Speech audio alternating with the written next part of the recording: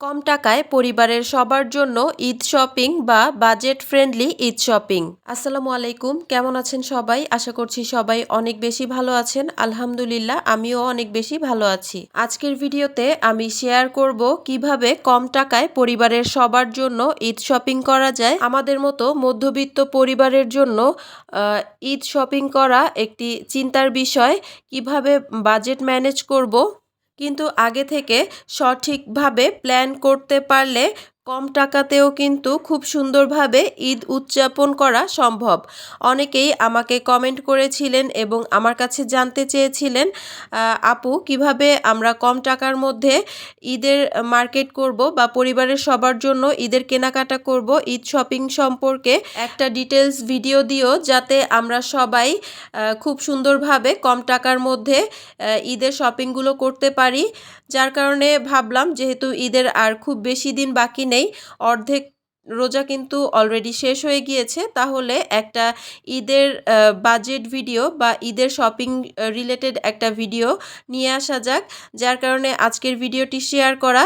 ভিডিওটি যদি সম্পূর্ণ দেখেন আর মনোযোগ দিয়ে আমার প্রত্যেকটা কথা বোঝার চেষ্টা করেন, সেই অনুযায়ী কাজ করেন, তাহলে কিন্তু আপনার জন্য অনেক ইজি হয়ে যাবে ঈদের শপিং।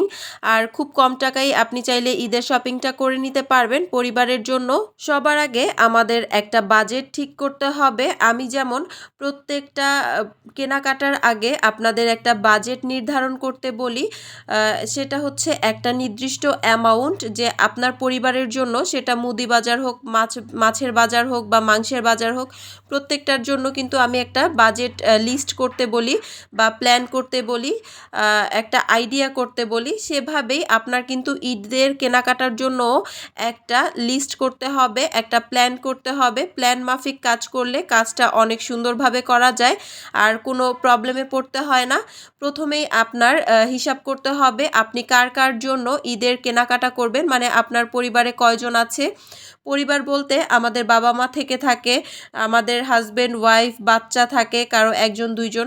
তো সেভাবে আপনারা কাউন্ট করবেন। সেই সঙ্গে দেখা যায় শ্বশুর বাড়ির আত্মীয় স্বজন থাকে, যেমন শ্বশুর শাশুড়ি শালা শালি। এছাড়াও দেখা যায় অনেক সময় পরিবারে দাদি নানি দাদা নানা থাকলে তাদেরকেও কিন্তু আমরা ঈদের গিফট দিয়ে থাকি। মানে আপনার কাউন্ট করতে হবে আপনি কাকে কাকে ঈদের জন্য কেনাকাটা করে দিবেন বা কাকে কাকে আপনার দিতে হবে। ফার্স্টে এর জন্য একটা লিস্ট করবেন, প্রত্যেকের নাম লিখবেন নাম্বার দিয়ে দিয়ে। এরপর আপনার আরও একটি লিস্ট করতে হবে আপনার কার জন্য কত টাকা বাজেট রাখছেন। দেখা গেল বাচ্চাদের জন্য একরকম বাজেট, বড়দের জন্য একরকম বাজেট। আর বাজেট ঠিক করার আগে আপনার ঠিক করতে হবে আপনি কাকে কি দিতে চাচ্ছেন। আপনি যদি আপনার শাশুড়ির জন্য, আপনার মায়ের জন্য শাড়ি কিনতে চান, তাহলে একরকম বাজেট। আর যদি দেখা যায় যে আরও বেশি কিছু, শাড়ির সঙ্গে ব্লাউজ পেটিকোটের কাপড় কিনেন, তাহলে সেই জন্য একরকম বাজেট। তো আপনি কি ধরনের কাপড় কিনবেন সেটাও আপনার মাথায় রেখে এই বাজেট প্ল্যানটা করতে হবে। ফার্স্টে আপনি যখন প্রত্যেকের একটা লিস্ট করে ফেলবেন কাকে কাকে দিতে চাচ্ছেন, তারপরে আপনি লিস্ট করবেন কাকে কি দিতে চাচ্ছেন। নামের পাশে আপনি সেই পোশাকের নামটা লিখবেন। ঠিক আছে, আপনি কাকে কি দিতে চাচ্ছেন সেই নামটা নামের পাশে লিখবেন ব্র্যাকেট দিয়ে। এরপর আপনার কাজ হচ্ছে আপনি যেই পোশাক সিলেক্ট করেছেন একজনের জন্য, সেই পোশাকটার জন্য আপনার আনুমানিক একটা বাজেট সিলেক্ট করতে হবে। আপনি আপনার সাধ্য মতো, আপনার ইনকাম অনুযায়ী বা আপনার কতটুকু মানে দিতে চাচ্ছেন, দাম কতটুকু দামি বা কম দামি, সেই অনুযায়ী দামটা সিলেক্ট করবেন বা আইডিয়াটা করে সাইডে লিখে রাখবেন দামটা। এভাবে প্রত্যেকেরটা লিখতে হবে। আপনি যদি এভাবে আগে থেকে বাজেট প্ল্যান করে তারপরে শপিং করতে না যান, তাহলে কিন্তু আপনার বাজেটের বাইরে চলে যেতে হবে। কেনাকাটা করতে গেলে দেখা যায় আমাদের যদি একটা হিসাব না থাকে বা আমাদের যদি একটা প্ল্যান না থাকে, তাহলে কিন্তু আমরা আমাদের বাজেটের অতিরিক্ত কেনাকাটা করে ফেলি, বা আমাদের লিস্ট করা না থাকলে আমরা কিন্তু অতিরিক্ত কেনাকাটা করে অতিরিক্ত টাকা অপচয় করে ফেলি।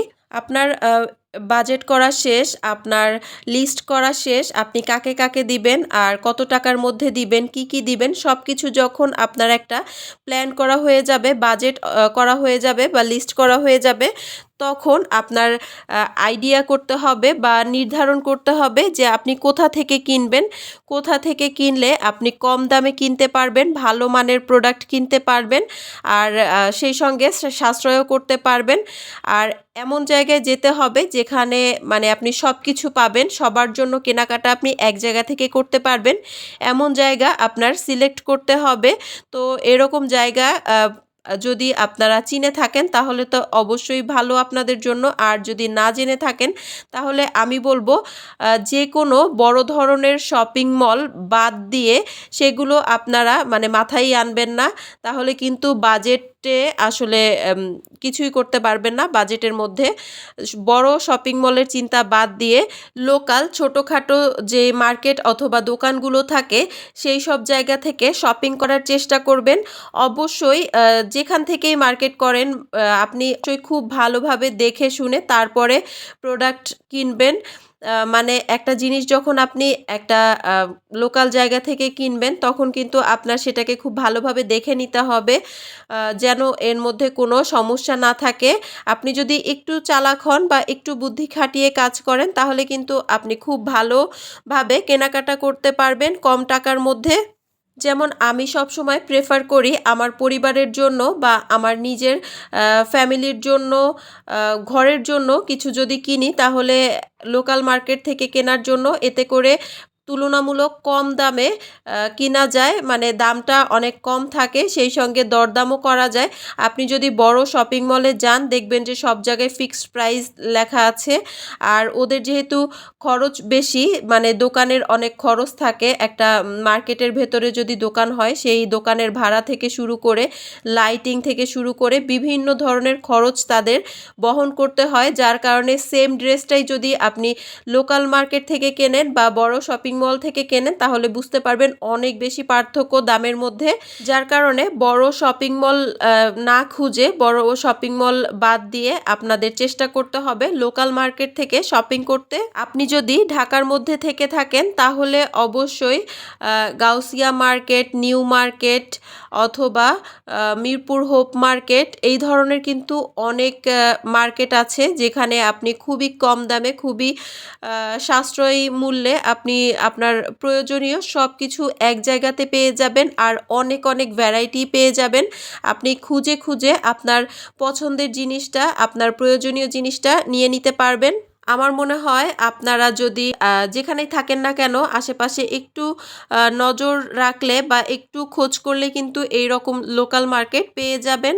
এই সব জায়গায় আপনি কম দামে ভালো মানের প্রোডাক্ট পাবেন, আর যদি সকালের দিকে যান তাহলে ভিড় কম থাকবে এবং ভালোভাবে আপনি দেখে শুনে প্রোডাক্ট নিতে পারবেন। কেনাকাটার ক্ষেত্রে আমি বরাবরই বলে থাকি আগে আপনারা খোঁজ করুন কোথাও অফার চলছে কিনা বা কম টাকায় ভালো জিনিস পাওয়া যাচ্ছে কিনা। অনেক সময় কিন্তু এই ধরনের উৎসব মুখর পরিবেশে বা উৎসবের আগে আগে দেখা যায় অনেক ধরনের অফার দিয়ে থাকে, অনেক জায়গাতেই এই ধরনের অফার পাওয়া যায়, সেগুলো ব্যবহার করার চেষ্টা করুন। হঠাৎ করে এক জায়গায় গিয়ে কেনাকাটা করে ফেলবেন না, আর মানে একটু আইডিয়া নিয়ে সেখানে খুব ভালোভাবে ঘুরে দেখে তারপরে কেনার চেষ্টা করবেন। 10 দোকানে ঘুরে এক দোকান থেকে কিনবেন। যারা ভালো দরদাম করতে পারেন তারা কিন্তু খুব কম দামের মধ্যেই এইসব জায়গা থেকে কেনাকাটা করতে পারবেন। আর আমরা দেখা যায় খুব বেশি সুন্দর খুঁজে থাকি, বেশি ডিজাইনার জিনিস না খুঁজে ভালো কোয়ালিটির জিনিস খুঁজবেন, ভালো কোয়ালিটির জিনিস কিনবেন। মনে রাখবেন বড় শপিং মল, বড় দোকান বা বড় কোনো ব্র্যান্ড থেকে না কিনলেও কিন্তু ভালো প্রোডাক্ট বা ভালো জিনিস পাওয়া যায়। ঈদের আসল আনন্দ কিন্তু কেনাকাটা বা কাপড় চোপড়ে না, ঈদের আনন্দ পরিবারের সাথে সুন্দর কিছু সময় কাটানোতে। কম টাকায় হলেও যদি পরিবারের সবাই খুশি থাকে এবং পরিবারের সবার সঙ্গে একসঙ্গে ঈদ উদযাপন করা যায়, এটাই কিন্তু সবচেয়ে বড় ঈদের পাওনা বা এটাই সবচেয়ে বড় ঈদ আমার কাছে মনে হয়। আশা করছি আমার আজকের এই টিপসগুলো আপনারা ফলো করবেন আপনাদের এবারের ঈদের কেনাকাটার ক্ষেত্রে। আর আমি যতটুকু জানি এবার কিন্তু প্রত্যেকটা জিনিসের অনেক বেশি প্রাইস, মানে গত ঈদে আমরা যেই টাকা দিয়ে যেই জিনিসটা কিনেছি এবার কিন্তু তার চেয়ে দেখা যায় দ্বিগুণ তিনগুণ হয়ে গিয়েছে দাম। যেহেতু প্রত্যেকটা জিনিসেরই দাম বাড়তেই থাকে, আর ঈদ আসলে কিন্তু জিনিসের দাম আরও অনেক বেশি বেড়ে যায়, যার কারণে দাম কিন্তু অনেক বেশি, যার কারণে খুব বুঝে শুনে কেনাকাটা করতে হবে। আর আপনারা যদি আমার এই প্রত্যেকটা কথা মনে রাখেন এবং সেই অনুযায়ী কাজগুলো করেন তাহলে আপনারা নিজেই এর সুফল বুঝতে পারবেন। আমার আজকের এই ভিডিওটি আপনাদের কাছে কেমন লেগেছে, ভালো অথবা খারাপ যে কোনো দিক আমার ভিডিও সম্পর্কে আমাকে কমেন্ট করে জানাতে পারেন। সেই সঙ্গে আমার আজকের এই ভিডিওটি যদি আপনার কোনো ছোট একটি অংশ যদি ভালো লেগে থাকে তাহলে আপনার ফ্রেন্ডস অ্যান্ড ফ্যামিলির সঙ্গে আমার ভিডিওটি শেয়ার করতে পারেন। সেই সঙ্গে একটা লাইক করে দিবেন। আপনার একটি ছোট্ট লাইক আমার এই ভিডিওটিকে অনেকের সামনে পৌঁছে দিতে সাহায্য করবে। আর এই ধরনের আরও ভিডিও পেতে আমার চ্যানেলের সাথেই থেকে যেতে পারেন আমার চ্যানেলটি সাবস্ক্রাইব করে। সবাইকে বিদায় জানাচ্ছি। আসসালামু আলাইকুম। আল্লাহ হাফেজ।